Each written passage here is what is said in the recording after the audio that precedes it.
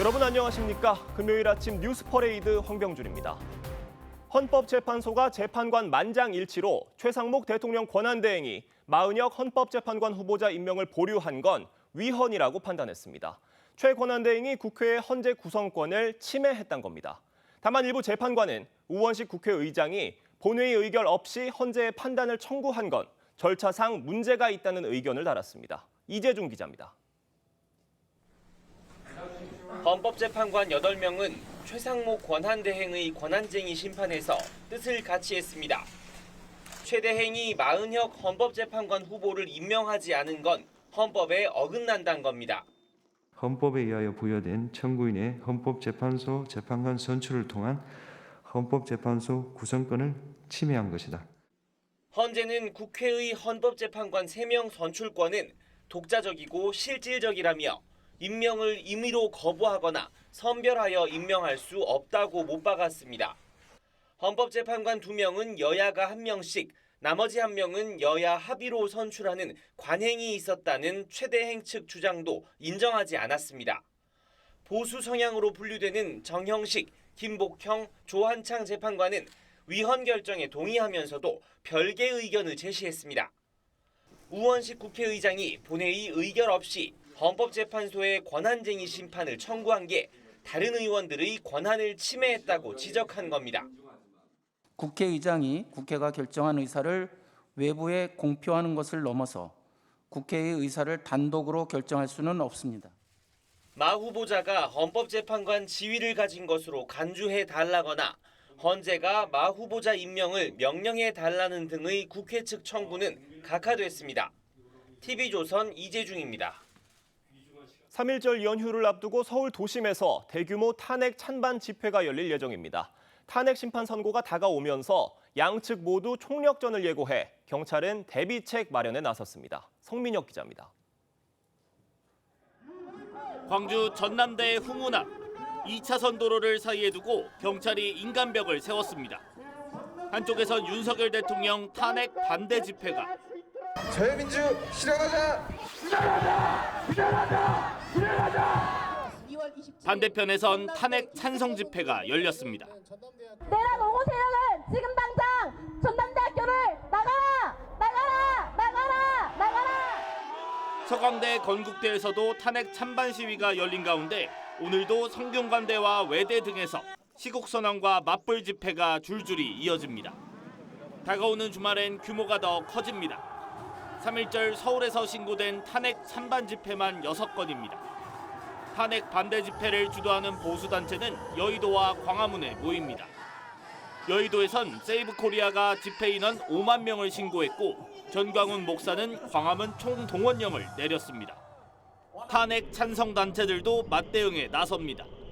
촛불행동은 서울 안국역 사거리에서 찬성 집회를 여는데 더불어민주당과 조국혁신당을 비롯한 야당 5곳도 같은 장소에서 집회를 이어갑니다.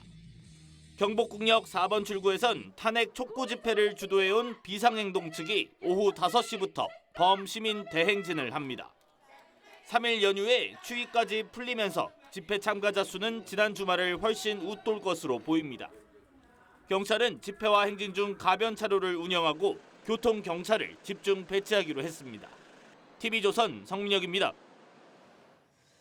2월 임시국회가 마무리되는 가운데 연금개혁과 반도체법 등 쟁점 법안을 두고 여야가 입장차를 좁히지 못하고 있습니다.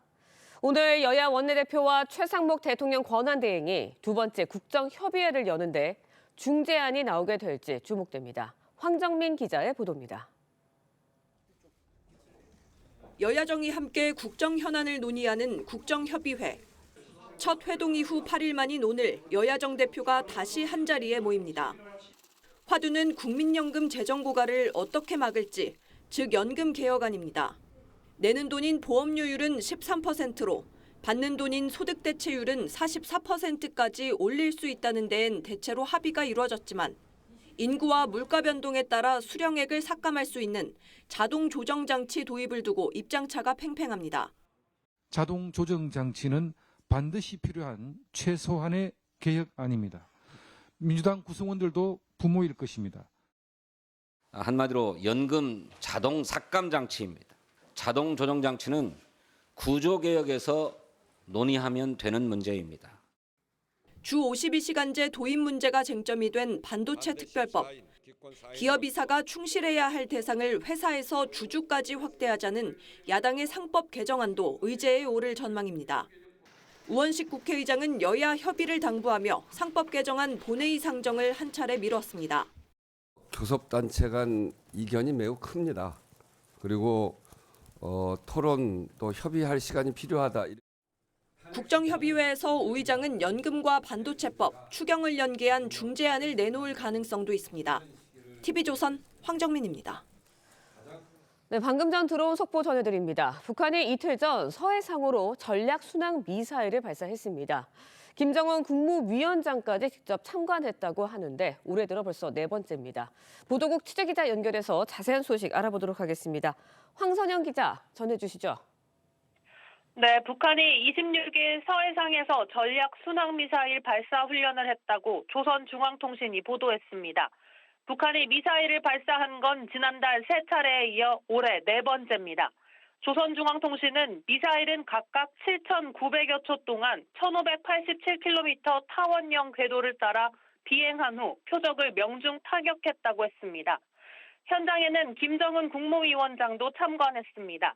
김정은은 발사 훈련 결과에 만족하면서 핵 억제력의 구성 부분들의 신뢰성과 운용성을 지속적으로 시험하고 그 위력을 과시하는 것 자체가 전쟁 억제력의 책임적 행사라고 평가했습니다.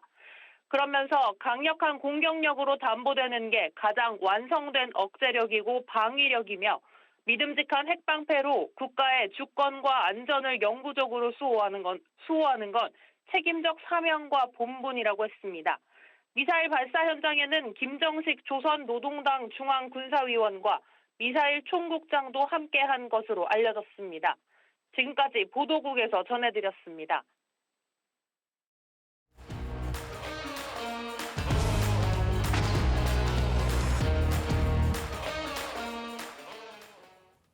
정치권 소식 짚어보는 아침의 맞수 시작하겠습니다. 노동일 파이낸셜 뉴스 주필 이승훈 더불어민주당 전략기획위 부위원장 나오셨습니다. 안녕하세요. 안녕하세요.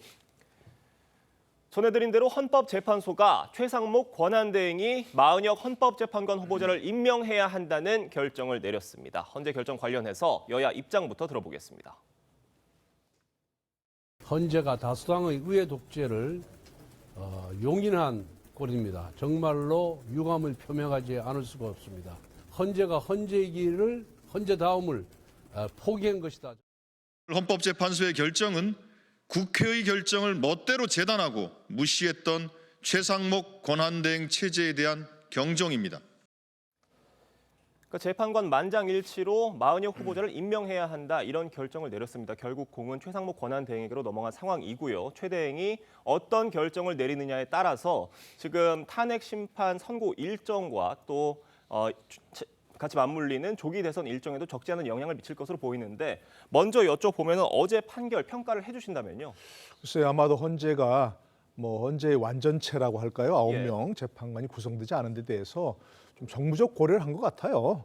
어차피 이제 지금 9명이라는 게 원래 원칙이고 거기다가 또 지금 현재 2명 문형배 재판관, 이미선 재판관인가요?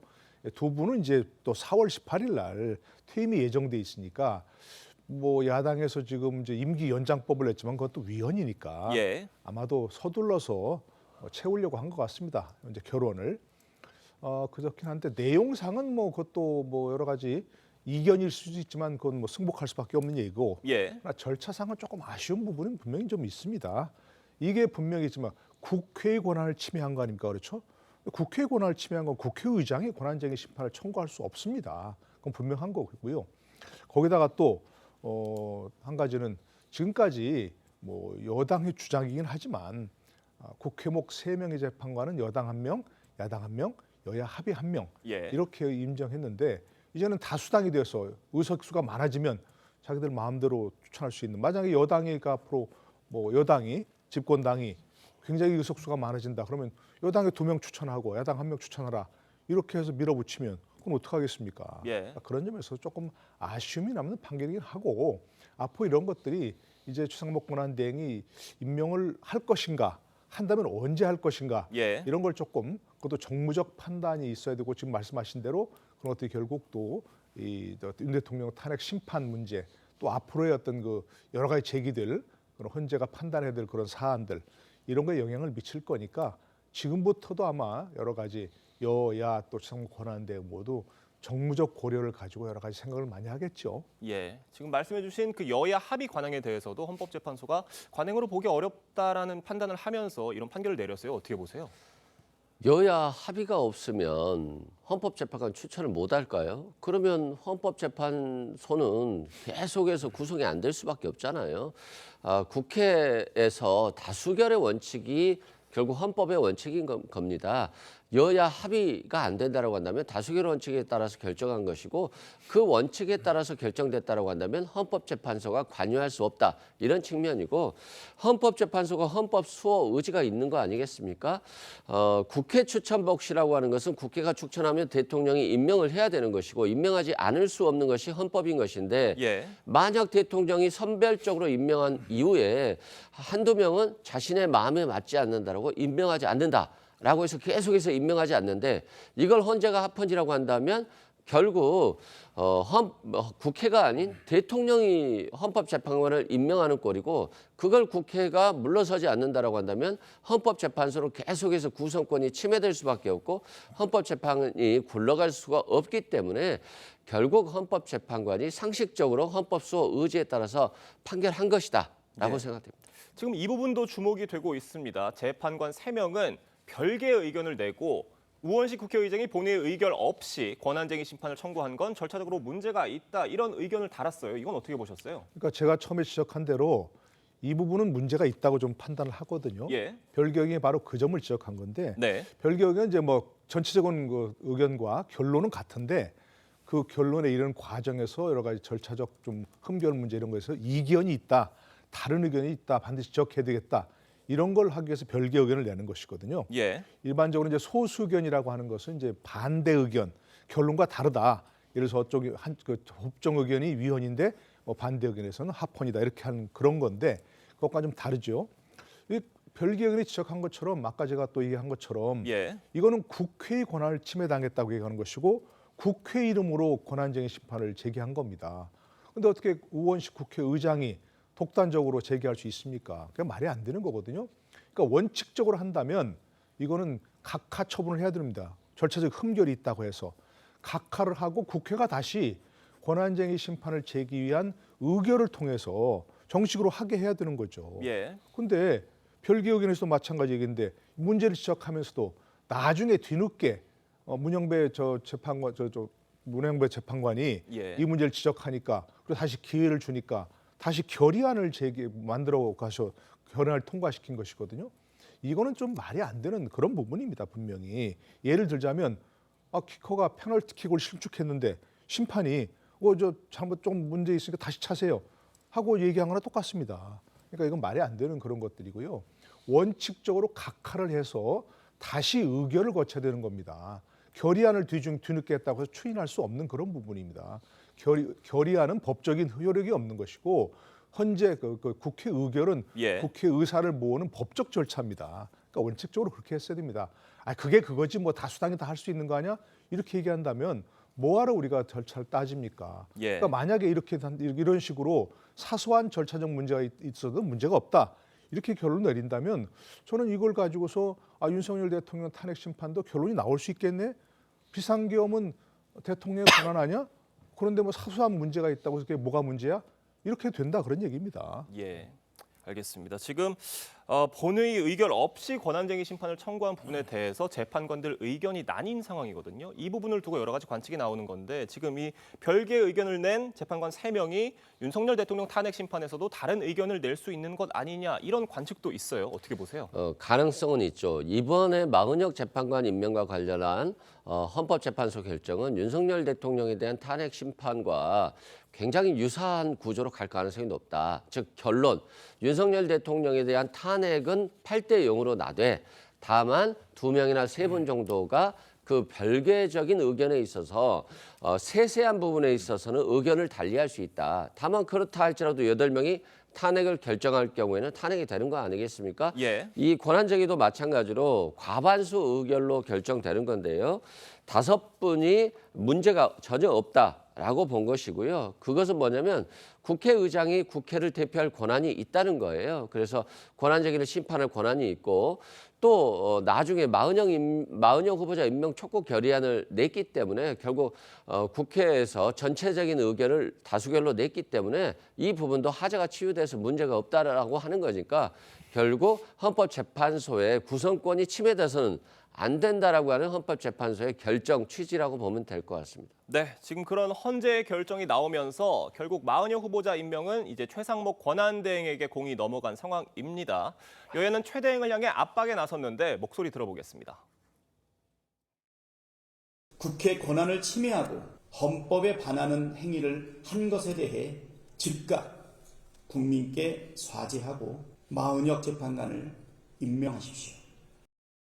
민주당이 단독으로 추천한 그 재판관에 대해서는 그 임명이 되면 안 된다고 생각을 합니다. 최대행의 고심이 굉장히 클 것 같은데 언제쯤 임명을 할 것으로 예측을 하세요? 글쎄 어제 헌재가 이제 뭐 위헌이고 임명할 의무가 있다고 얘기는 했지만 예. 뭐 내일 모레까지 임명하라 그런 건 아니잖아요. 시기를 특정한 것도 아니고. 예.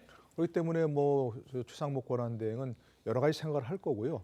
아까 말씀드린 대로 이제 뭐 정무적 고려를 해야 할 것 같습니다. 네. 처음 임명하지 않을 때도 임명하지 않겠다는 게 아니라 여야 합의까지 보류하겠다 한 거 아닙니까? 네. 이번에도 무슨 뭐 법제처라든지 법무부라든지 이런 데 의견을 구하고 뭐 신중하게 고려하겠다 이런 쪽으로 얘기하는 것 같습니다.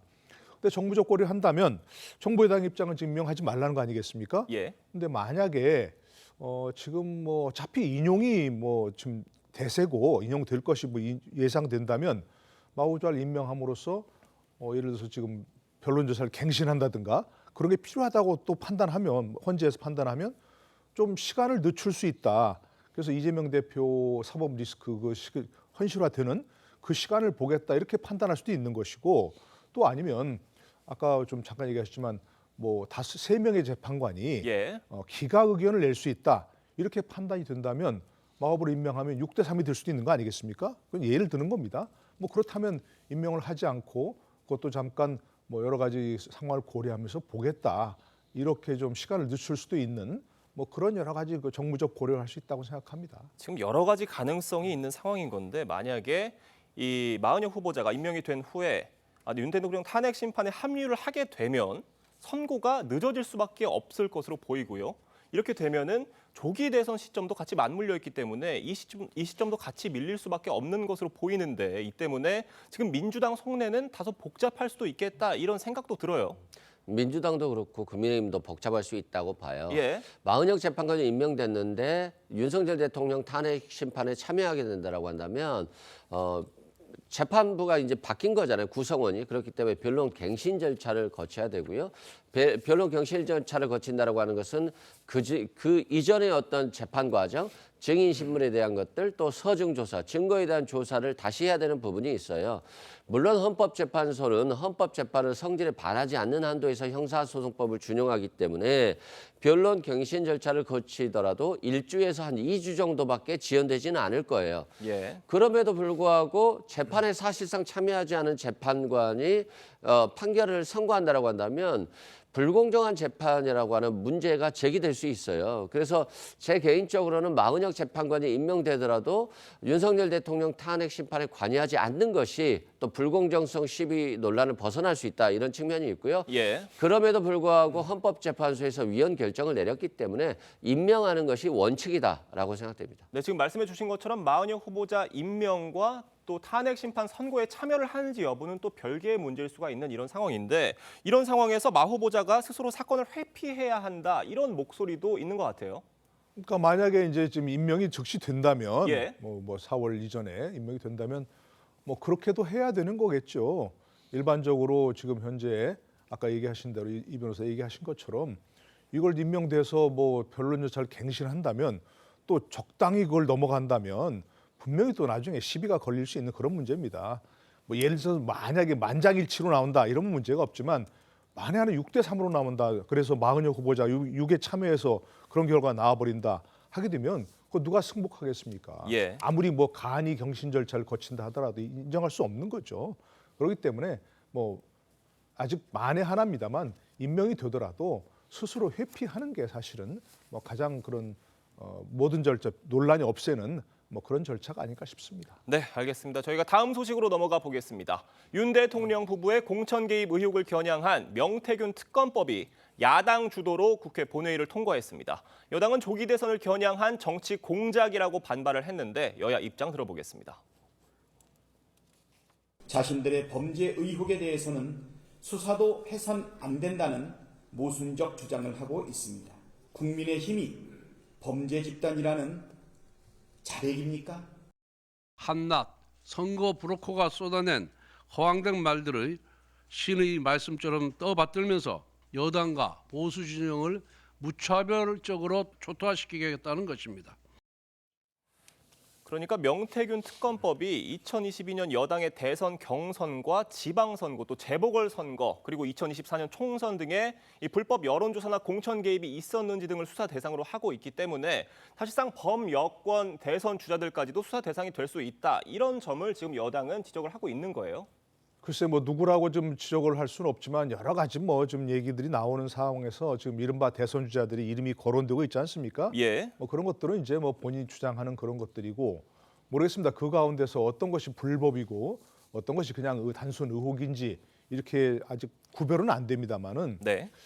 특검이란 것도 특별 검사니까 범죄 혐의를 수사하기 위해서 해야 되는 거 아니겠습니까? 근데 이 가운데서 뭐 여론조사라든지 뭐 경선에 개입했다든지 이런 것들에 대해서는 뭐 어떤 것이 불법인지는 아직 나온 상황이 아닙니다.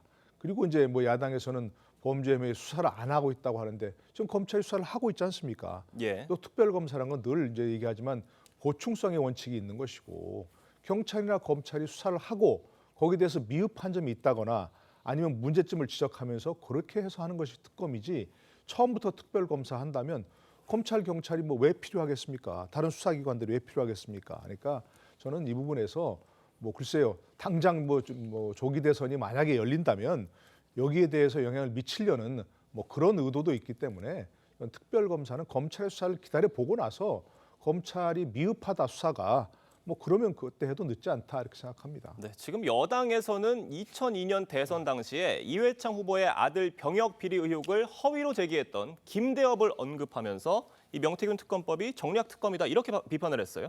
뭐 요즘 분들이 김대엽에 대해서 잘 알까요? 그리고 명태균 씨는 자신의 입으로만 떠드는 것이 아니라 다 녹취록을 갖고 있잖아요. 뭐 김건희 여사의 목소리, 윤석열 대통령의 목소리가 직접 있기 때문에 이걸 뭐 김대엽이라고 얘기하는 것 자체가 어불성설이다 이런 생각되고요. 뭐 권성동 원내대표가 선거 브로커가 마치 신의 말씀처럼 떠받들고 있다라고 하는데 저는 마치 자아 비판하는 것 같아요. 그냥 촌놈에 대해서 선거 브로커에 대해서 오세훈 시장이라든가 또는 홍준표 시장 등 여러 유력한 여권의 어떤 주자들이 다 명태균 씨에게 몰려가서 그냥 여론 조작하기를 바라고 그리고 또 공짜 여론조사를 받고 이런 것 같은 지금 의혹들이 굉장히 나오고 있잖아요. 그럼에도 불구하고 특검을 거부한다라고 하는 것은 결국 범죄 혐의가 충분히 있구나라고 하는 국민들에게 상상을 주는 것이고요. 또한 요즘 검찰은 특검한다고 해야지 수사를 해요. 그냥 창원지검까지 내려보냈다가 굳이 이번에 또 중앙지검으로 가져오잖아요. 특검한다라고 하니까. 그래서 검찰의 이런 행태들도 정말 좀 반성해야 됩니다. 국민들이 검찰을 신뢰하지 않는 이유가 이런 부분에 있다라고 보면 될 것 같습니다. 네, 지금 국민의힘에서는 최상목 권한대행에게 거부권 행사를 건의하겠다는 입장인데 최 대행이 어떤 선택할 것으로 보세요? 글쎄 만약에 뭐 정부 여당에서 그와 같이 강력하게 뭐 선거에 영향을 미친다 이런 얘기를 들면서 이런 이유를 들면서 특검법에 대해서 거부권 행사해달라 얘기한다면 사실은 뭐 정부 여당이라는 그런 차원에서 보자면 거부권 행사할 가능성이 높다고 그렇게 생각합니다. 예. 그동안 제가 말씀드린 대로 기본적으로 특검법이라고 하는 것은 검찰이 수사를 전혀 안 하고 있거나 또는 검찰이 수사를 못 하거나 뭐 권력자들에 대해서 하는 거니까 아니면 검찰이 수사를 했는데 이건 도저히 뭐 검찰 수사를 믿을 수 없다거나 그런 것이 있을 때 보충적으로 하는 것이니까 그런 것은 이제 기본적인 법리거든요. 그러니까 그런 점에 대해서도 꼭 뭐 뭐 여당에 불리하다 이런 명분을 행사할 수는 없는 거니 명분으로 거부권 행사할 수는 없는 거니까 그런 여러 가지 헌법적 법리에 따라서 거부권 행사하는 게 아닐까 싶습니다. 네, 지금 최대행이 특검법의 거부권을 행사를 해서 국회로 돌아올 경우에 여당 이탈표 규모도 관건이에요. 지금 조기 대선과 맞물리면 그러니까 조기 대선은 그 탄핵안이 인용이 될 경우 그 만약을 상정해서 말씀을 드리는 건데 맞물리게 되면서 여권 대선 주자들의 이해관계가 달라지기 때문입니다. 굉장히 속내가 복잡할 수 있을 것 같아요. 달라지겠죠. 오세훈 시장이나 홍준표 시장 같은 경우는 명태균 씨와 지금 연관이 있다라고 많은 의혹들이 나오고 있잖아요. 굉장히 특검이 부담스럽겠죠. 반면에 한동훈 대표나 김문수 장관 같은 경우는 명태균 사건과 무관하다라고 볼 수 있기 때문에 이 명태균 수사가 좀 커지기를 바랄 수도 있겠죠. 그럼에도 불구하고 이들이 공격적으로 특검을 받아들일 수는 없다고 생각을 해요. 이게 또 배신자론에 엮일 수도 있고 또 여권 내 갈등으로 이어질 경우는 선거 참패로 이어지기 때문에 결국에는 이탈표는 없을 것이다라고 보고요. 다만 국민의힘이 너무 기득권 지키기에는 똘똘 뭉치면서 헌법을 수호하려고 하는 의지는 없고 기득권 지키기만 하고 있기 때문에 이런 모습들이 결국 국민과 멀어지는 한 장면으로 남고 있다 이렇게 생각됩니다. 네, 명태균 리스크와 관련한 여권 대선 주자들의 수싸움 복잡해질 것으로 보입니다. 두 분 말씀 여기까지 듣겠습니다. 감사합니다. 감사원은 지난 10년간 선거관리위원회 채용 비율을 감사한 결과 위반 사항이 900건 가까이 나왔다며 전현직 직원 32명에 대해 중징계를 요구했습니다. 선관위 직원들은 감사 과정에서 선관위는 가족회사라거나 친인척 채용은 전통이라고 말하기도 했는데 헌법재판소는 선관위에 대한 감사원의 직무 감찰은 헌법 정신에 어긋난다고 판단했습니다. 김도영 기자입니다. 감사원은 지난 2023년 선관위에 대한 직무 감찰을 실시했습니다. 선관위가 당시 사무총장과 사무차장 자녀의 특혜 채용 의혹을 경찰에 수사 의뢰한 데 따른 조치였습니다. 감사원은 채용 비리를 적발하고 27명에 대해 지난해 4월 검찰에 수사를 요청했습니다. 선거철 경력 경쟁 채용을 직원 자녀들이 손쉽게 국가 공무원으로 입직할 수 있는 통로로 이용하고 있었습니다. 하지만 선관위는 감사원의 직무 감찰에 반발하며 2023년 7월 헌재 권한쟁의 심판을 청구했습니다. 헌재는 만장일치로 감사원의 감찰 권한이 없다고 결정했습니다. 대통령 소속 기관인 감사원이 독립적 헌법기관인 선관위를 감찰하는 건 권한에 없는 일이란 판단입니다. 직무 감찰을 하는 것을 허용한다면 선거관리의 공정성, 중립성에 대한 국민의 신뢰가 훼손될 위험이 있으며 헌재 결정에 대해 감사원은 선관위의 현실에 비춰 납득하기 어렵다면서도 헌재의 판단을 존중한다고 입장을 밝혔습니다. 하지만 족벌주의 인사로 신뢰를 저버린 선관위는 누가 감시하냐는 비판도 나옵니다. TV조선 김도영입니다.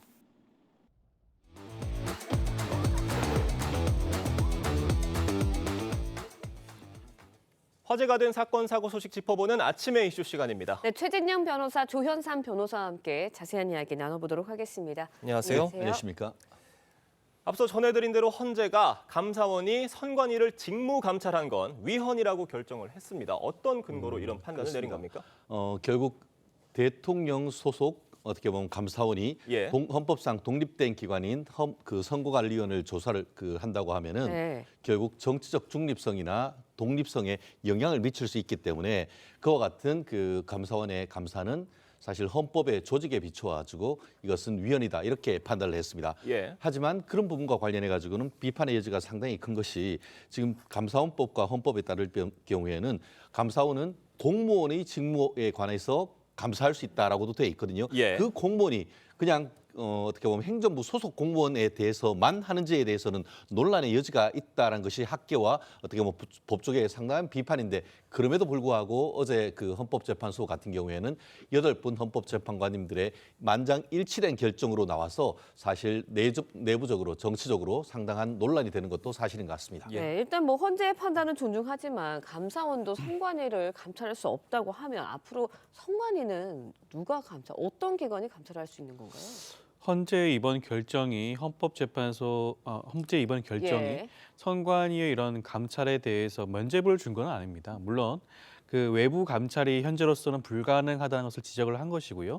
선관위 내부적으로 이 문제를 반드시 해결할 필요성은 분명히 있다라는 것이고요. 그렇기 때문에 선관위 차원에서는 내부 감사위원회를 설치해서 이를 통해서 이러한 위법 사항을 따져보겠다는 것인데 제가 생각하기에는 그 부분만은 아마 부족한 부분 분명히 있을 겁니다. 만약에 내부적으로 이런 것들이 걸러졌다면 지금처럼 이러한 갈등과 분쟁이 발생하진 않았겠죠. 그렇죠. 그렇기 때문에 네. 저는 외부가 적극적으로 이 문제에 대해서 개입할 필요성은 분명히 있다. 그렇기 때문에 관련해서 뭐 국회의 국정조사라든가 그다음에 권익위의 조사라든가 그다음에 수사기관의 수사도 선관위가 이런 부분들을 폭넓게 받아들이고 진행할 필요가 있지 않을까 생각도 듭니다. 지금 그런데 그런 자체 조사나 내부 감찰이 지금까지 잘 이루어졌다면 예. 이런 채용 비리라든지 이런 여러 가지 비위들이 일어났겠느냐 이런 지적도 있어요. 고양이한테 생선을 맡긴 격이다. 그것 아니겠습니까? 제가 어제 그 관련된 자료를 봤더니만 작년에 구급 그 선관위에 예. 공개 공채를 하는데 경쟁률이 얼마인지 아십니까?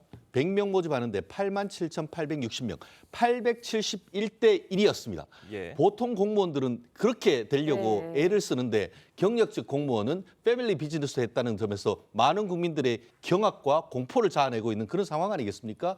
그럼에도 불구하고 이제는 선거관리위원장은 판사한테 맡겨서 방어막을 치고 현역 국회의원들 같은 경우에는 선거를 해야 되니까 잘 보여야 되니까 그것도 못하고 검찰은 압수수색 영장을 하면은 이 선관위원장이 법원이 판사가 있다 보니까 압수수색 영장도 제대로 나주지 않는 이런 상황 속에서 내부적으로 감사위원회를 강화한다는 것이 사실 대안이 될 것인가? 어제 같은 경우에 헌법재판소 같은 경우에는 대안이 있다는 것이 두 개가 하나는 국회의 국정감사, 두 번째는 내부적인 감사위원회를 강화하는 것이라고 했는데 둘 다 과연 실효성이 있는가? 예. 이런 식으로 해서 사실상 3중, 4중 방탄막을 만들어 놔버린다고 하면은 누가 이렇게 그 선거관리위원회에 대한 제대로 된 어떤 그 외부 감사를 할 수 있는가? 일반 사기업만 해도 그렇지 않습니까? 이 외부 감사에 받는 법률에 의해 가지고 정말 하나하나까지 현미경처럼 어떻게 보면 그 감사를 하고 있는데 국민의 세금으로 운영되는 그 선거관리위원회가 자기들끼리 패밀리 비즈니스를 한다고 하면은 도대체 이런 그 감사 기능이 제대로 돌아갈 수 있겠는가에 대한 비판 너무나 당연한 것이 아닌가 생각합니다. 네, 뭐 말씀을 해주셨지만 공교롭게도 어제 감사원의 경력직 채용에 대한 채용 비리가 900건에 달한다는 그런 감사 결과가 나왔거든요. 헌재 판단이 이제 나온 상황에서 그렇다면 이 감사 결과는 어떻게 되는 건가요? 네, 일단 감사원이 지금 헌재의 결정을 앞두고 사실상 당일날 발표한 셈이 됐는데요. 예. 그렇게 발표한 것 자체가 사실은 좀 어떤 의미를 가지는지에 대해서 좀 생각해 볼 필요가 분명히 있습니다. 사실상 헌재의 이번 결정을 통해서 헌재의 결정은 모든 국가기관을 구속을 하게 되는 거거든요. 그렇다고 한다면 지금은 감사원이 어떠한 결정을 내리든지 간에 여기에 기속되어서 선관위가 판단할 필요가 없는 상황이 될 겁니다. 그렇다고 한다면 감사원은 내가 지금까지 이렇게 감사 결과가 나왔음에도 불구하고 헌재 결정이 잘못되었다는 취지로 한 것은 아닌지 저는 좀 그 부분에 대해서 조금 걱정스러운 부분도 분명히 있고요. 어찌되었건 감사원의 결정이 나왔으니 거기에 대해서는 선관위가 이제 응답을 해야 됩니다. 예. 감사원의 감찰 결과를 수용하지는 못하더라도 자체적으로 감사위원회를 통해서라도 이 부분을 반드시 짚어봐야 되고요. 자체적으로 해결할 수 없다면 외부 기관의 도움을 받아서라도 이 부분을 반드시 해결해야 되지 않을까 생각이 듭니다. 지금 저희가 뭐 화면으로도 봤는데 선관위 직원들이 감사 과정에서 예. 선관위는 가족회사다 이런 말까지 한 것으로 지금 감사 결과 드러나면서 네. 굉장히 기강 해이가 너무 심각한 게 아니냐 이런 지적들 나오고 있는 상황이에요. 지금 이런 선관위 채용 비리를 막기 위한 특단의 대책이 필요해 보이는 상황인데 어떻게 보세요? 그렇습니다. 이 정도면 막가자는 것이냐 이런 얘기가 되지 않습니까?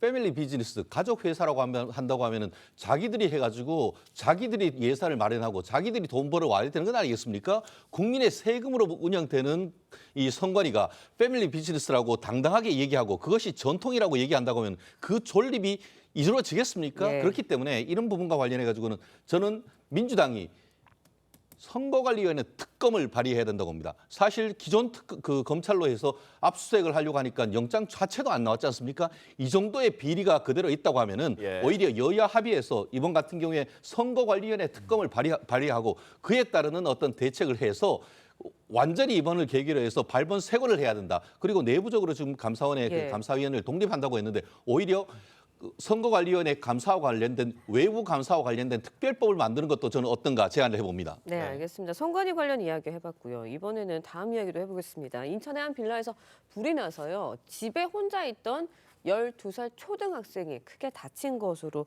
전해졌습니다. 참 안타까운데 화재 당시에 아이를 도와줄 사람이 없었다는 건가요? 당시의 상황이 어떻던 건가요? 12세 아이 여자아이가 예. 초등학생 여자아이가 혼자 집에 있었다고 하는데요. 어머니의 경우에는 일터로 나갔었고 아버지는 신장 투석을 위해서 병원에 간 것으로 보여집니다. 그렇다 보니까 혼자 남아있던 자녀가 아마 뭐 여러 가지 보도에 따르면 뭐 라면을 끓인 번호에 그런 흔적이 나와 있다고 하는데 아마 혼자 있다 보니 그런 라면 같은 걸 끓여 먹기 위해서 불을 지피다가 아마 사고가 난 게 아닌가라는 생각이 드는데요. 굉장히 안타깝죠. 만약에 한 명의 보호자, 꼭 부모가 아니어도 되지 않겠습니까? 한 명의 어른인 보호자만 있었다고 하더라도 이러한 사고를 미연에 방지할 수 있었을 텐데 참 안타까운 사연이 아닌가 생각이 듭니다. 조윤선 변호사님께 이어서 질문 드려보면 지금 복지 사각지대 수급 자격이 되지 않아서 지원을 못 받는 가정들에 대한 지원이 더 필요해 보이는데 이 부분은 어떻게 보세요? 그렇죠. 지금 현재 우리 정부의 경우에는 여러 가지 조치를 취하고 있긴 합니다. 여러 가지 시그널을 통해 가지고 여기에서 3가지 이상이 부합하는 경우에는 위기 가구라고 선정을 하고 이런 여러 가지 조치를 취하기 위해 접촉을 하고 있는데요. 지금 해당 사건의 경우에는 그런 해당 가구의 부모들이 이러한 지원을 일단 지원 신청을 하지 않았다고 해요. 그렇기 때문에 어떻게 보면 이런 부득이한 사고가 발생한 건 아닌가 생각이 들고요. 또 하나 말씀드리고 싶은 것은 현재 우리나라가 뭐 늘봄, 돌봄 같은 여러 가지 정책을 시행하고 있긴 하지만 아직까지 여기에 대한 혜택을 받지 못한 가구가 굉장히 많습니다. 그런 것들을 좀 폭넓게 지원을 해서 이러한 사고가 발생하지 않게 방학 중에도 이러한 가구들이 발생하지 않는 그런 정책을 좀 실행하는 게 맞지 않을까 생각도 듭니다. 네, 최진영 변호사, 조연삼 변호사 두 분과 말씀 나눴습니다. 여기까지 듣겠습니다. 감사합니다. 고맙습니다. 2월의 마지막 날입니다. 한파가 물러가고 서울 낮 기온이 18도까지 오르는 등 본격적인 봄이 다가오고 있습니다. 하지만 기온이 오르면서 미세먼지와 건조한 날씨가 나타나 전국적으로 산불 비상이 걸렸습니다. 박재훈 기자의 보도입니다. 마을 뒷산에서 시뻘건 불길과 뿌연 연기가 치솟습니다. 어제 오후 1시 16분쯤 경북 울진군 야산에서 불이 났습니다. 산림당국이 헬기 16대를 투입했지만 불길은 쉽게 잡히지 않았습니다. 불이 난 경북 울진을 비롯해 동해안 지역을 중심으로 건조경보가 열흘 넘게 이어지고 있습니다. 여기에 강풍까지 불어 작은 불씨가 대형 화재로 번질 가능성이 높아졌습니다. 바람이 산맥을 넘는 동쪽 지역을 중심으로는 매우 건조하겠으니 산불 등 화재 예방에 유의하시기 바랍니다. 산불 비상과 함께 중국에서 황사가 들어오며 미세먼지도 비상입니다.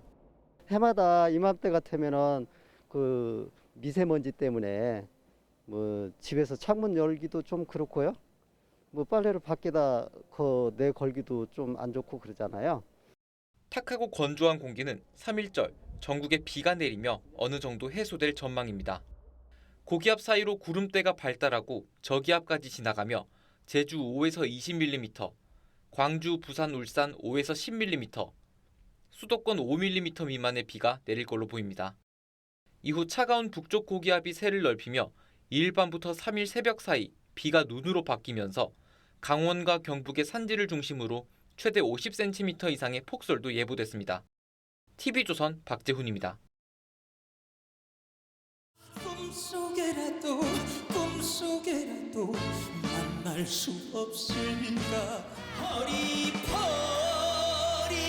가진 것 없었던 머리. 이 트로트가요 하루아침에 되는 건 아니에요. 자기 색깔로 불러주겠어요. 4명은 탈락입니다. 세월과 강가다 휘어지며 마디 이 마음을 어떡하라고.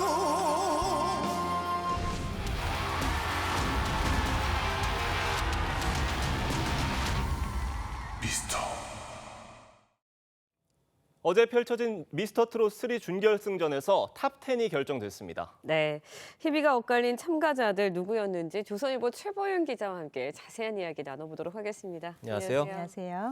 탑10이 가려지면서 경연 열기가 더 뜨거워지고 있습니다. 지금 온라인 응원 투표 상황도 궁금한데 어떻습니까? 네, 온라인 응원 투표 이번에도 역시나 여지 없이 네. 또 김용빈 씨가 1등을 했습니다. 예. 김용빈 씨는 지금 7주차 연속 1등을 하는데요. 제가 미스터트롯 1부터 지금까지 계속 예. 취재를 해왔는데 이런 역사를 쓴 참가자가 단 한 번도 없었습니다. 예. 그래서 김용빈 씨가 가는 길이 곧 미스터트롯의 새로운 역사다라고 할 정도로 이런 온라인 응원 투표에서는 새로운 또 지평을 보여주는 것 같고요. 네. 그리고 2위는 손비나 씨, 뭐 노래 실력도 네. 그렇고 선한 외모도 모든 면에서 많은 또 인기를 얻고 있죠. 2위가 그 손비나 씨가 올랐고 3위가 예. 그대로 최재명 씨가 했고요.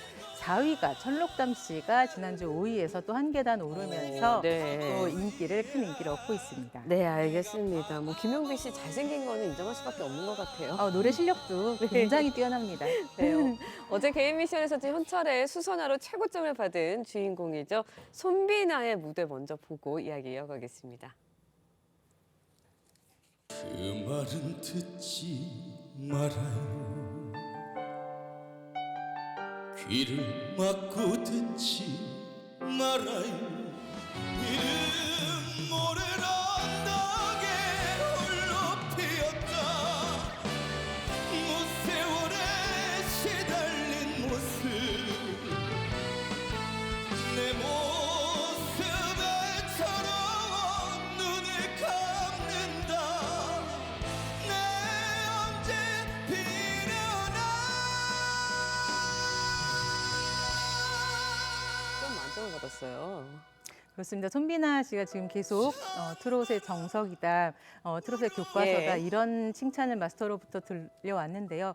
이번 이제 그 준결승 2차전 레전드 미션에서는 숨겨진 명곡을 발굴하는데 아주 그 많은 큰 역할을 한 것 같습니다. 네. 손비나 씨는 현철 레전드의 수선화를 불러서 정말 그 처음에 묵직한 중저음으로 시작하면서 그 손비나 씨의 그 밝혀졌던 있었지만 좀 그 전에 고음이 워낙 강조되는 바람에 손비나 씨가 갖고 있던 또 다른 무기였던 그 묵직한 중저음이 남성미도 과시하면서 그런 모습들이 사람들의 귀를 사로잡으면서 정말 대단한 큰 점수를 받았는데요.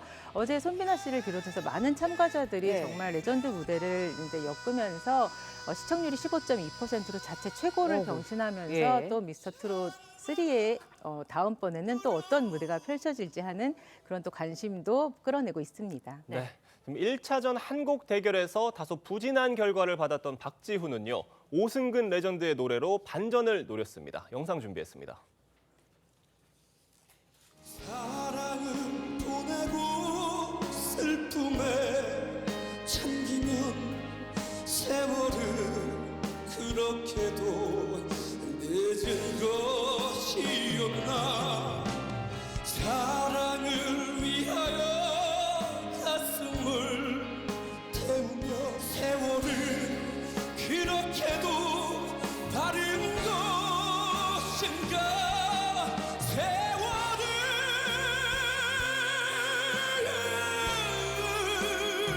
이경규 마스터는요. 지금 박지후가 미스터트롯 3에서 본인의 드라마를 썼다 이렇게 평가를 했어요. 네, 박지후 씨는 처음부터 그 절절한 사연 때문에 개인사 때문에 많은 눈물을 흘리게 했던 참가자인데요. 예. 그 사랑은 다시 않으리라는 이제 그 명곡이었는데요.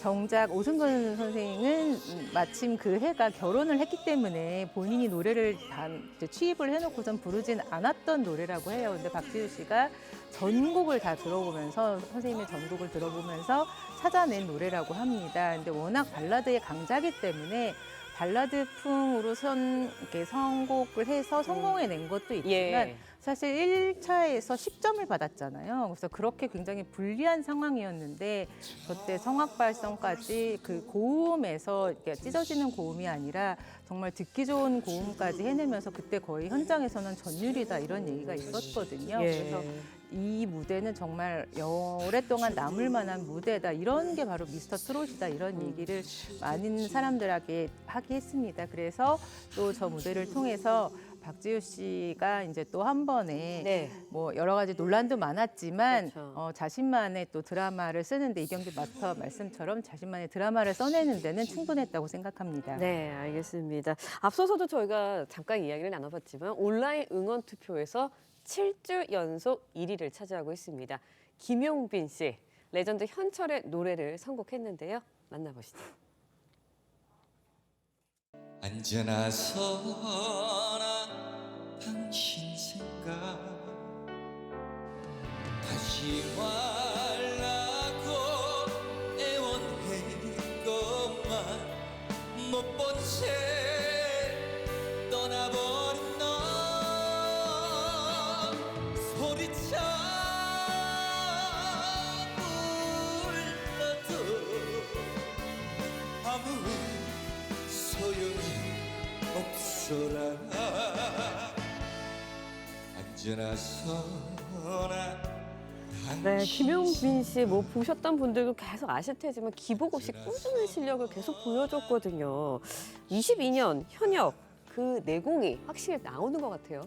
네, 그렇습니다. 김용빈 씨는 이제 경연 내에서는 큰 서사가 드러나진 않았지만 어린 시절 이제 부모의 이혼과 또 할머니의 손에서 이제 어렵게 이렇게 자라나서 또 고등학교 시절 일본 진출을 하면서 계속 홀로서기에 계속 도전했던 그런 참가자인데요. 이번 사실 안전하 서나 당신 생각은 노래 자체가 변주하기도 굉장히 쉽지 않은 노래에다가 미스터 트롯 2에서 최수호 씨가 이제 결승전에서 인생곡으로 불렀던 경험이 있습니다. 그래서 이 노래를 과연 어떻게 요리할까 현장에서 굉장히 관심이 많았고요. 그렇죠. 너무 유명한 곡이니까. 또 아마 현장을 다녀오신 많은 대국민 이제 응원단 관객께 편 점수를 주신 분들이 있으니까. 아시겠지만 저 때 녹화가 새벽 1시 반이었습니다. 전날 아침 10시부터 대기를 해서 1시 정도부터 1시 반 넘은 상태에서 노래를 한 거예요. 그래서 그때의 한 거의 상태와 이런 분위기를 보면 이제 현장에서도 나오지만 뭐 김용빈 디너쇼 아니냐 이렇게 할 정도로 그렇게 압도감이랄까 분위기를 주도하는 거랄까 그렇게 화려하고 뭐 소리를 내지르는 그런 절절한 고음이나 이런 거 없이도 이 현철 선생님의 안전하 서나 당신의 생각은 현철 선생님을 배웅하는 조가로 쓰였던 노래거든요. 근데 김용빈 씨가 작년 6월에 할머니를 보냈어요. 그런 아픈 기억이 있기 때문에 그런 게 감정이입이 돼서 좀 더 많은 사람들을 울리지 않았나 그런 생각이 듭니다. 네, 앞으로 탑10의 뜨거운 진검승부가 펼쳐질 예정이니까요. 시청자 여러분들의 더 많은 관심 부탁드리겠습니다. 오늘 말씀 여기까지 듣겠습니다. 감사합니다. 고맙습니다. 트럼프 미국 대통령이 연일 관세 압박 수위를 높이고 있습니다. 유럽연합의 25% 관세 부과 방침을 밝힌 데 이어 이미 10% 관세를 추가한 중국에 또다시 10% 관세를 더 부과하겠다고 예고했습니다. 황선영 기자의 보도입니다. 트럼프 대통령은 키어 스타머 영국 총리와의 회담 자리에서 중국에 관세 10%를 더 물겠다고 밝혔습니다. 미국은 이달 초부터 이미 중국에 10% 관세를 부과하고 있는데 추가하겠다는 겁니다.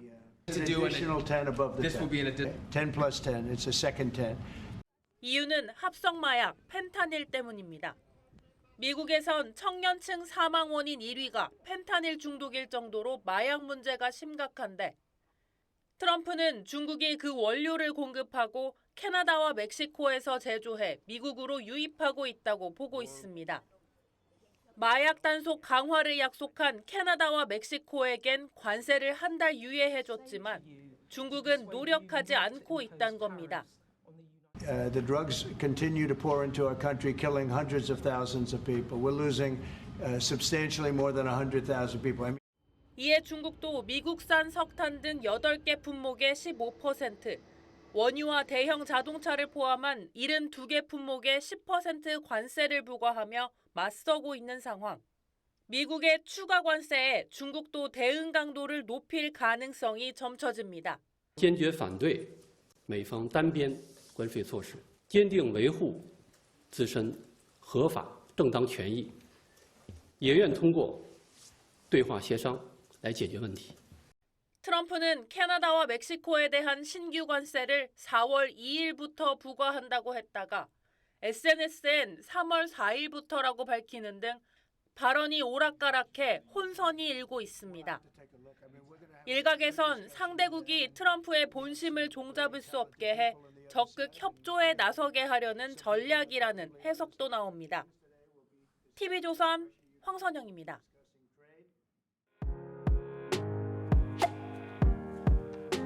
네, 렌즈에 담긴 그 순간 그 의미를 짚어보는 시간이죠. 사진 기자가 선택한 아침의 한 장입니다. 오늘은 조선일보 사진부 이태경 기자와 함께합니다. 안녕하세요. 오늘 아침에 볼 사진 어떤 건가요? 네, 포근해진 날씨에 봄이 다가왔음을 예. 실감할 수 있는데요. 네. 우리 주변의 봄의 전령사들입니다. 현장 모습 사진으로 만나보겠습니다. 전국 곳곳에서 봄의 전령이라 불리는 복수초가 모습을 드러내고 있습니다. 노란 꽃망울을 터뜨린 모습이 내가 봄이다 외치고 있는 것 같습니다. 영원한 행복이라는 꽃말을 가진 복수초는 봄의 시작을 알리는 대표적인 꽃입니다. 네, 눈 속에서 피어난 복수초를 보니까 정말 봄이 성큼 가까워진 것 같습니다. 그런데 또 다른 봄의 전령들도 있다고요? 네, 그렇습니다. 또 다른 봄의 전령사는 바로 버들강아지인데요. 경남 함양군의 한 냇가에 버들강아지가 꽃망울을 터뜨리고 있습니다. 산수유보다 빨리 피어 가장 빨리 봄을 알리는 꽃이라고도 불리는데요. 이렇게 봄꽃들은 추운 겨울을 이겨내고 당당하게 피어나 이제 내 차례가 됐다 말하고 있습니다. 네, 당당하게 피어난 봄꽃같이 기분 좋은 하루 보내시길 바랍니다. 지금까지 아침 현장이었습니다. 어느덧 2월의 마지막 날입니다. 오늘도 따뜻한 남서풍이 불면서 포근한 봄 날씨가 이어지겠는데요. 서울의 낮 기온 12도로 평년 기온보다 4도 정도 높겠고 점차 기온은 오르며 일요일까지 3월 하순에 해당하는 기온 보이겠습니다. 오전까지 충청과 남부지방에는 가끔 비가 내리겠습니다. 서울 등 수도권에도 약하게 빗방울이 떨어질 수 있겠습니다. 오늘 내리는 비의 양이 매우 적어 대기의 메마름은 계속되겠습니다. 특히 중부와 영남 지방에서는 화재 사고 나지 않도록 각별히 불조심하시기 바랍니다. 하늘은 대체로 흐리다가 오후부터 차차 맑아지겠습니다. 낮부터는 중부 지방에서 초미세먼지 농도 나쁨 단계로 공기가 탁하겠습니다. 한낮 기온은 서울과 춘천 12도, 대전 14도, 울산은 18도까지 기온이 크게 오르겠습니다. 일요일부터 수도권과 강원도에 눈이나 비가 내리겠고 특히 강원 영동과 경북 북부에서는 오후부터 폭설이 내릴 것으로 예상됩니다. 눈으로 인한 피해 없도록 미리 대비해 주시기 바랍니다. 오늘의 날씨 이나일입니다. 이상으로 금요일 뉴스 퍼레이드 마칩니다. 네, 저희는 다음 주 화요일 아침 7시 30분에 다시 찾아뵙겠습니다. 시청해주신 여러분 고맙습니다.